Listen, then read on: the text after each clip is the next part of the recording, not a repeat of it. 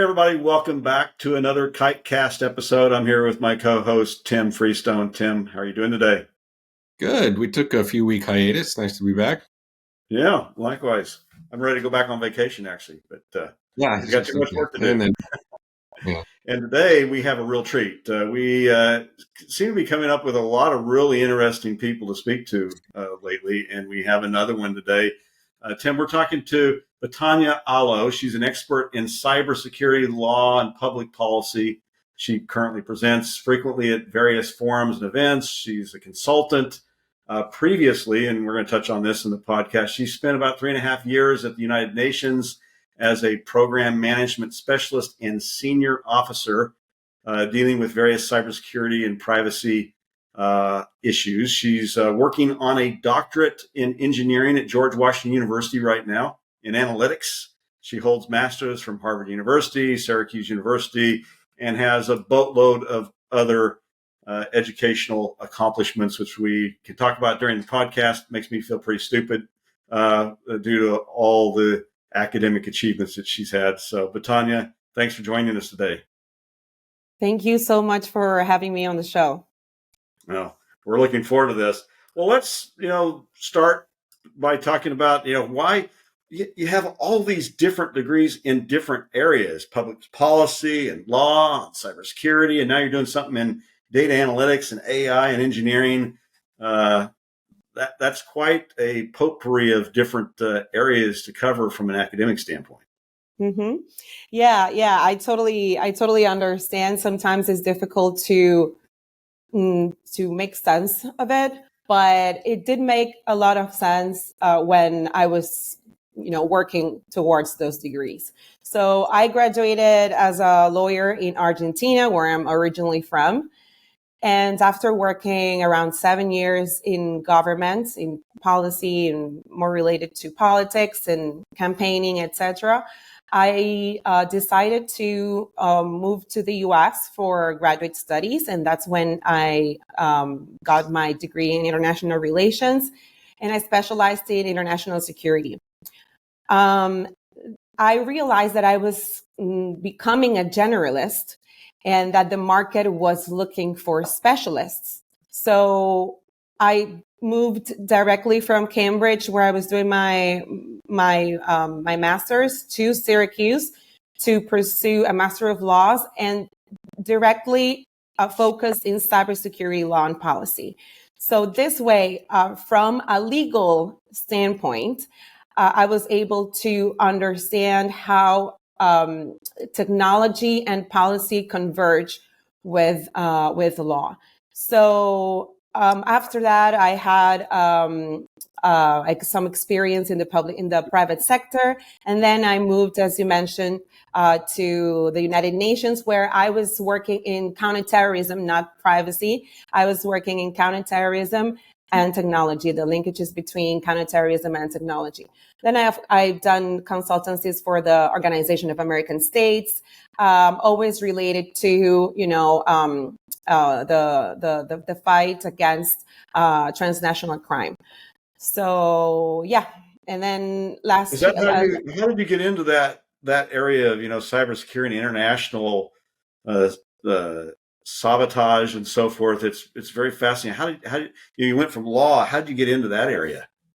Well, I've always thought that lawyers, and I don't think it's just a thought, I think it's more of a fact, but I don't have any evidence, but I'm completely sure that at some point lawyers are scared of technology. I had some, entrepreneurial ventures here in Argentina related to technology, and it was really, really hard to, convince practitioners to embrace technology, even when it's going to make your life easier, your work more efficient. Only big law firms were interested. So I started realizing that there was this gap between the regulators and the innovators, and that the regulators and legal experts very unlikely would try to understand the language of the innovators, and vice versa. So I decided to bridge that gap, to be that nexus between them. So, I've always been very, very interested in technology, but for me, I was also scared to get hands-on on it. So I learned how to code almost my late 20s. So it was something that I started exploring when I was not in college. That's what I mean. So, when I studied international relations, that's when I started looking into this, and I started studying more and investigating. And cyber threats aren't confined to individual companies; they also have the potential to destabilize entire regions. So that's what led me to look to take this more international approach, and ultimately led me to the UN. And there I analyzed the connections between, counterterrorism and information and communication technologies. Think of it as how terrorist groups use the internet for recruitment, communication, fundraising. So that's like how I ended up, and I hope it does make sense for you and and the audience who's listening. No, the how you brought it all together, but that ending part is really, really interesting to me. What did you discover in 3 years? How terrorists are using, because it's one and the same now. You can't be a terrorist without leveraging cyber terrorism. But I'm just curious what you discovered. Was there anything that really stood out that was surprising or scary, frightening in that time? That's a really, really good question. Though one of the most wonderful things about working at the UN, having such a privilege to serve, the entire world, is that it is an eye-opening experience, and you have the opportunity to work in niche areas that otherwise you wouldn't be exposed to, right? Mm-hmm. And I was able to look into the digital dimension of terrorism. So, as I mentioned, I worked in how to safeguard digital platforms like, social media in general from violent extremist narratives and rhetoric. And, when the pandemic hit, it was extremely interesting. I think that's one of the key points of my tenure there, because we were analyzing things in a way, and then when the pandemic hit, all of a sudden we were all at home, and this narratives had a captive audience that it was very easy to reach. And if you guys remember, there were all these conspiracy theories, a lot of memes, of course, and there was a lot of violence also, underneath. So I think that if we think about it, the lessons learned that I had and what I was exposed over there, it was an experience that I'll always be very grateful. Did you do it? Did you work during the elections? Because there was a lot of, at least, talk of cyber fraud and jimmying the elections, I guess. If you saw any of that. So not in particular, because we were in my role mainly. So I had like two main roles when I was working there. First, I was working in it's a executive directorate that depends on the Security Council.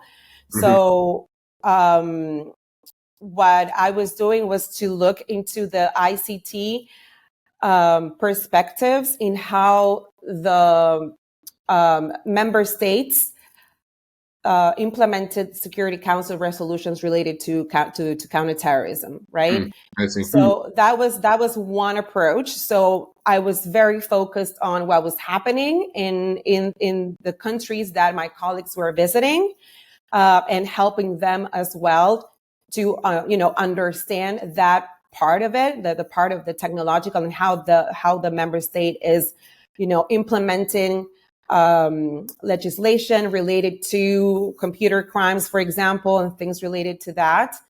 And then as well, another part was, to do the political analysis of the assessments that my colleagues went to do to the member state, if that makes sense.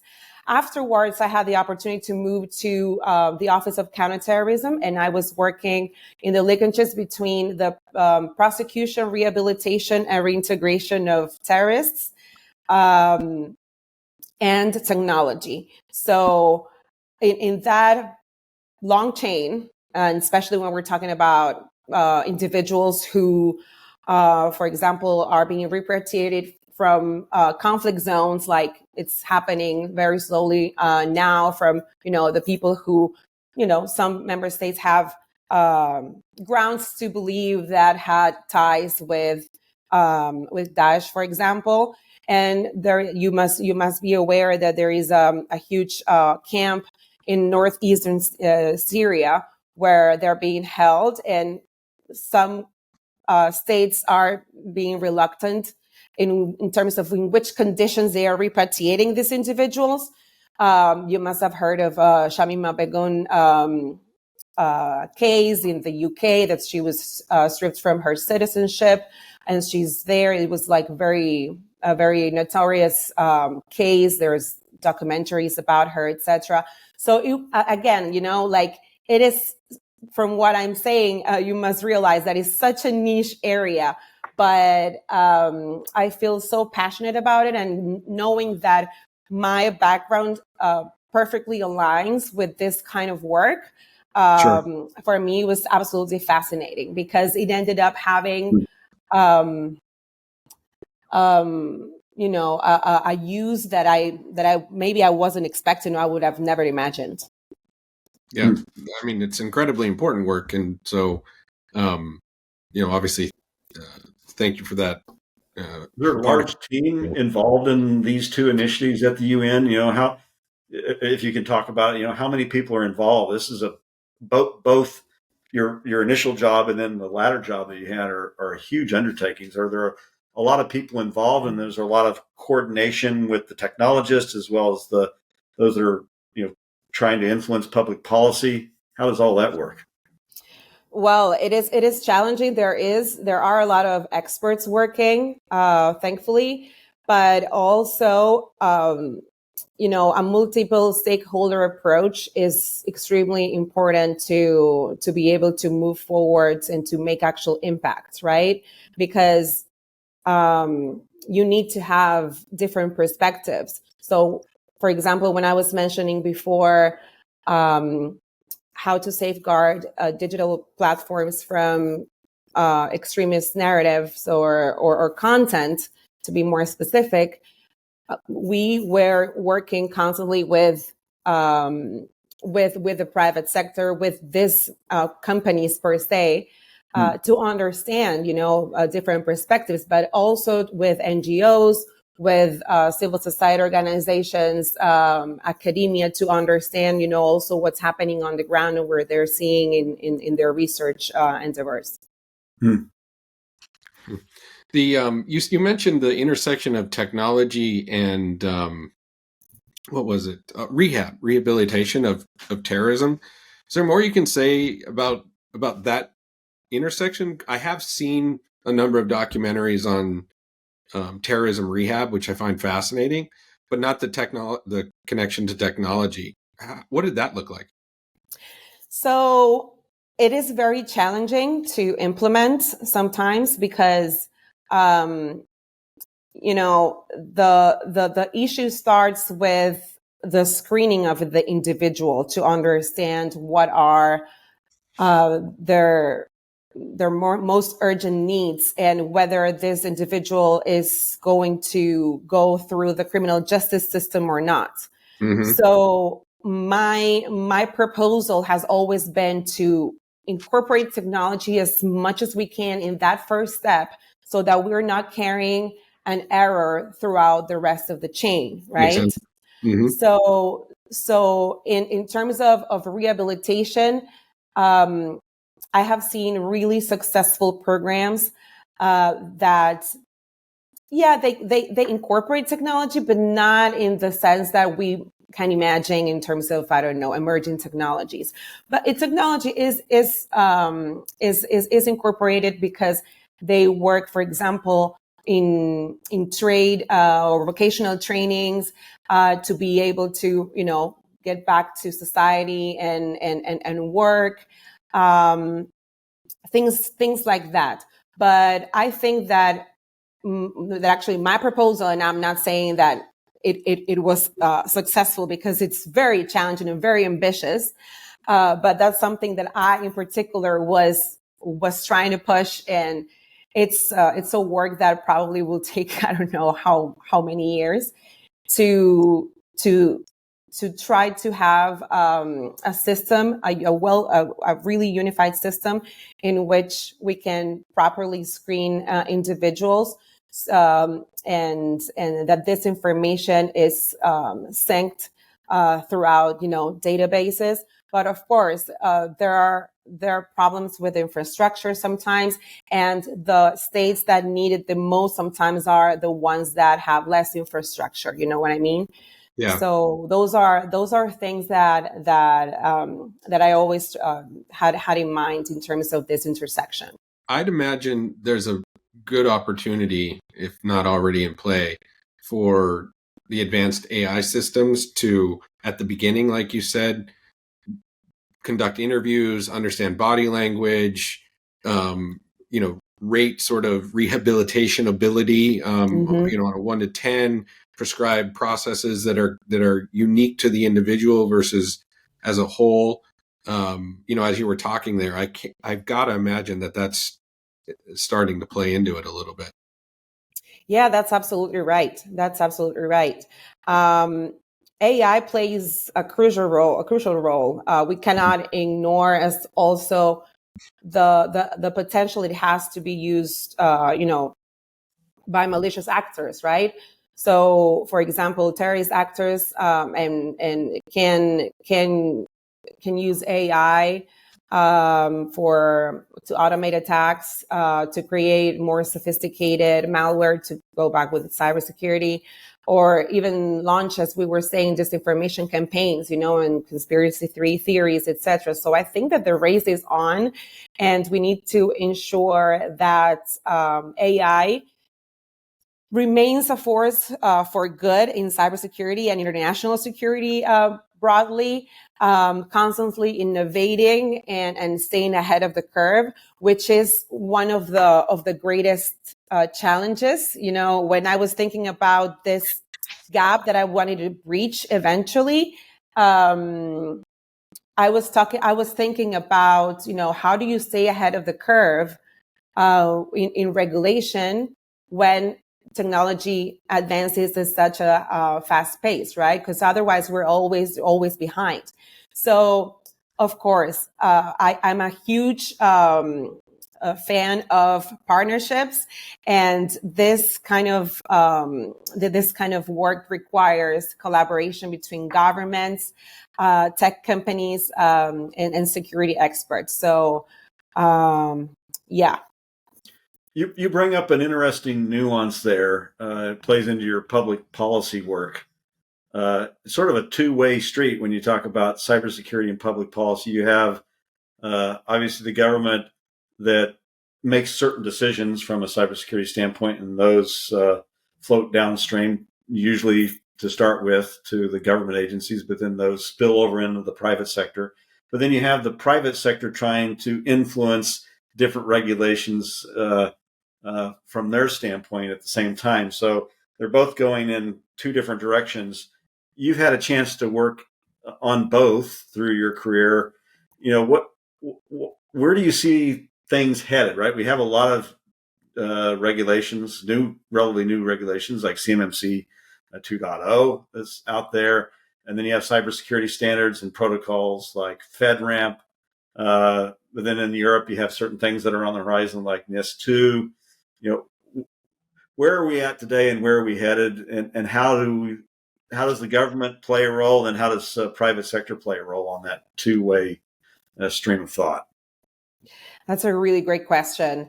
I don't think there is a straight answer for it because, for example, the other day I had the opportunity to be on a podcast in Spanish with an expert from Costa Rica. And we were talking about the main topic was technological neutrality, but we were talking about this as well, right? Like, how do we achieve this this balance between regulations that don't hinder businesses, right? And I think that your previous podcast with Edna was related to this topic as well. You mentioned something. In my personal opinion, it has a lot to do with political decision.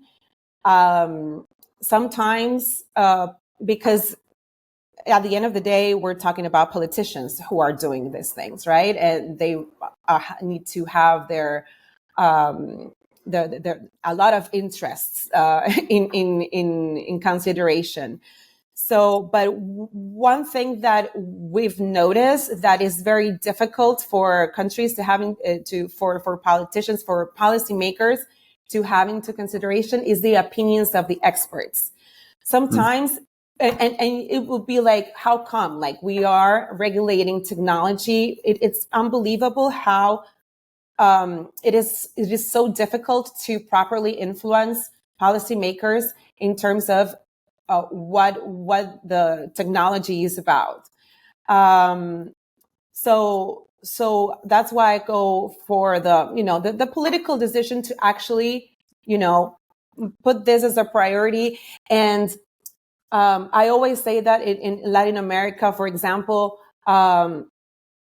the urgent always overlaps or overshadows the important, because we're always, in a crisis and trying to solve something that is extremely urgent.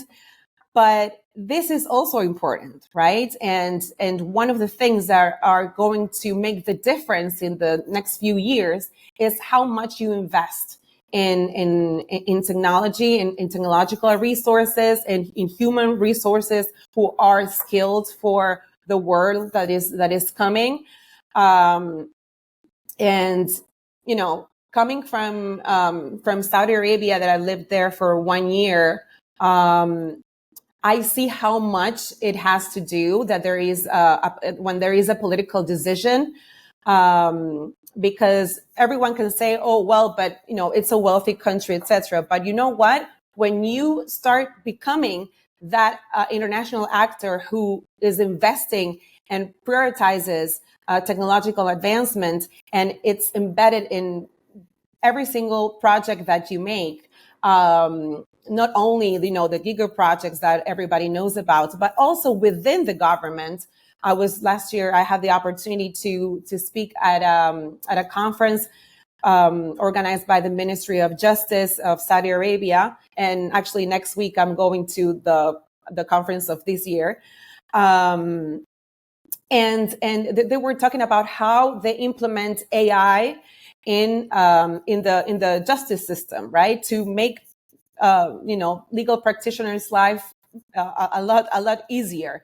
So in different sides of governments, the technology is incorporated, and that inevitably brings attention and therefore foreign investment. So I think everything has to do, with everything when we talk about these things. But I think it boils down to political decision and to be willing to listen to all interested parts involved. You mentioned earlier that you had trouble in your career earlier on introducing technology into the legal industry, maybe the regulators as well. And then right there, you'd mentioned that it's starting a little bit, integrating technology with legal practitioners. Do you see it improving? Because I know in the past few years of my career, here and there, certain types of professions are not disposed to efficiencies, and it generally comes down to those professions that charge by the hour. But just curious what you're seeing, if that's changing. Lawyers and accountants. There you go. Well, it really depends also in the size of the firm. I see big law firms wanting to be, ahead of the curve and getting all the subscriptions in the market of absolutely everything. And it's also a way to market themselves and to make the, to be different, and forward thinking. But when I see medium size or small size or solo practitioners, it is very difficult for them to see investing in this as a benefit, when actually I think that many times these legal tech solutions are more beneficial for small firms that have less employees working than big law firms that have a lot of resources. So, but it's very difficult to, since usually there are subscriptions, subscription-based services. It is sometimes difficult to market, to tailoring that audience in particular, because it's very difficult for them to see the how this is an asset. Like in terms of being scared of how this really benefits my practice, and also it is expensive. It is expensive. So why would I need to do this? Like, I'm old school. I'm doing things like I'm used to. You know what I mean? Yeah, sure. I absolutely know what you mean. Hard to break old habits in comfort areas. Yeah. Old habits die hard, or something like that. I think it's amazing. Well, speaking of AI and analytics, with your current degree that you're working on, you have, from a cybersecurity analytics standpoint, Tim and I were over at Fortinet. It's been a few years ago now, but FortiGuard Labs had lots of interesting data points when it came to cybersecurity and cyber attacks. You have Darktrace, which is rumored to be on the acquisition target right now. You have SentinelOne. You have other players in the marketplace, CrowdStrike and so forth. When you look at analytics, which is what your degree's on, is there room for improvement here? Are we leveraging all the data that exists? Are we just scratching the surface? And there's a lot of areas where advancement can be made. What's your opinion? Where do you see us headed as well in the next few years? Well, for everybody who's listening, in the world of AI, this, I think, cybersecurity analytics, I think it translates to using machine learning algorithms to sift through massive amounts of data, network traffic, logs, user activity, to detect certain patterns that might indicate hints of a cyber attack, right? I am encountering that issue right now as I think about my research, as I think about my topic. There is a lot of room for improvement, and there are certain topics that for me are extremely interesting, but there's still not a lot of literature or data, so it is becoming very, very challenging for me to actually find, because this program that I am pursuing has a more, hands-on perspective. It kind of prepares you for real life. It's not that academic focused. That's what I'm trying to say. Usually when we think about PhDs, we think about an academic career. This is more related, more focused to the practitioner. And with my passion for policy, and my background, I think that I needed that technical skills, those technical skills, although of course I will never be a developer. I will never be, the incident responder, that's not my role and the role that I am prepared to do. But I do think that I need to understand what happens and how a cybersecurity department works and what are the dynamics to be able to, be effective and in any role of the purple team. So yeah, I am right now trying to answer that question with advisors, with mentors, with the Gemini and ChatGPT. It is not easy. No. You should try Claude. Mm-hmm. Yeah. No. Yeah. It's very, because I see what other classmates are doing, what they are looking into, and you want your research to be focused on something that is important to you and that you actually are proud of, being the expert on it, right? So yeah, that's where we're standing right now. Good. Are you I don't know, it's kind of a sideball question, but I've just been hearing about it a lot lately in relationship to safety, more physical safety than anything, but the technology that is going into pretty much our everyday lives and soon to be robot assistants, but self-driving cars, and kind of how cybersecurity and technology on a consumer basis intersect and will intersect in the future with AI, and what that all means for future of humanity, for lack of a better question. Like, do you focus on that at all? Look, when I was working for NEOM, it's which is the smart city that Saudi Arabia is building from the ground up. I started to think about smart cities and cybersecurity in a different way, because if we envision what you were mentioning, technology embedded in every single fiber of our life, we need to be agents of cybersecurity and have cybersecurity awareness feel second nature to us. And how do you accomplish that? If we're talking about a city like the Line, that what Saudi Arabia is building, since it's from the ground up, probably we can think of some kind of awareness for everyone who has any kind of affiliation to the city, right? So you will know that there's a certain standard of awareness that everybody should have. Now, what happens with, the rest of the world, right?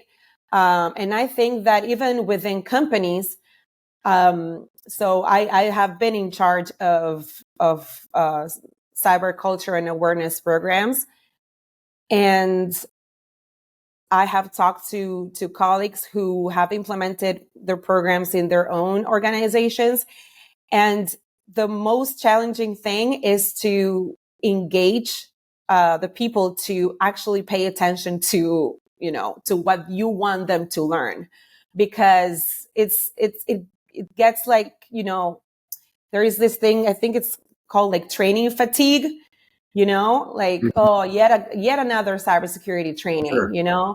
and then when something happens, no one knows what to do.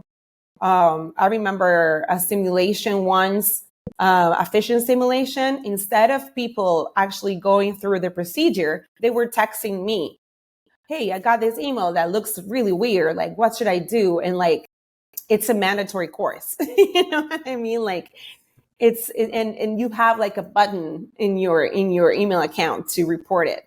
So I think that, but I don't blame the people. I think that the challenge is, how do you make this content interesting and dynamic? Because I would think, let's say if everyone has to have a certain level of financial literacy, and the finance department of my company wants me to take this mandatory training on finance, most likely I will be like, I want to get over it because I find it super boring. But I think, how do you make it interesting? How do you make me feel that I am part of the solution, right? So that's what we started to do, trying to have, ambassadors or champions in each department who are, kind of the representatives of the cybersecurity department in their own office. It's very, it is challenging, but it is not impossible, and it's not impossible, and it's possible to really reduce the numbers and the percentage of attacks, especially when we're talking about human factor kind of attacks, and when you have a good robust cyber culture and awareness program going on. Yeah. Those are 100%. critically important. You're spot on there. Yeah, Well, Betania, yeah. we appreciate your time. This has been fascinating from the standpoint of we have someone who's approaching cybersecurity from all these different avenues: legal, public policy, cybersecurity itself. Someone who taught themselves coding in their late 20s, right? You're a lawyer. Lawyers who code. That should be a whole podcast. We don't know how to sum. Like, I cannot calculate a tip. But we appreciate your time today. This has been a fascinating conversation. I'm sure our listeners are going to find it very useful. For our listeners who want other Kitecast episodes, you go to kiteworks.com/kitecast. So look forward to hearing more about your work on public policy, and we'll watch for that dissertation when it comes out. Inshallah. And thank you so much, Tim and Patrick, for inviting me. It's been a pleasure. It's been a really, for me, it's fascinating conversation. I hope that, I can, this passion is a little bit contagious, hopefully for the audience as well, because I understand that when I start talking, it's hard for me to stop, especially when I get too excited about something. But I will guess that by the time that this episode airs, I will be in conferences in Saudi Arabia and in Switzerland, more or less. So if you want to follow me on LinkedIn, I will be sharing my insights and everything regarding those all cybersecurity conferences and related to digital transformation as well. So it's probably of the interest of your dear audience. So thank you so much. Yeah, thank you. Thank you.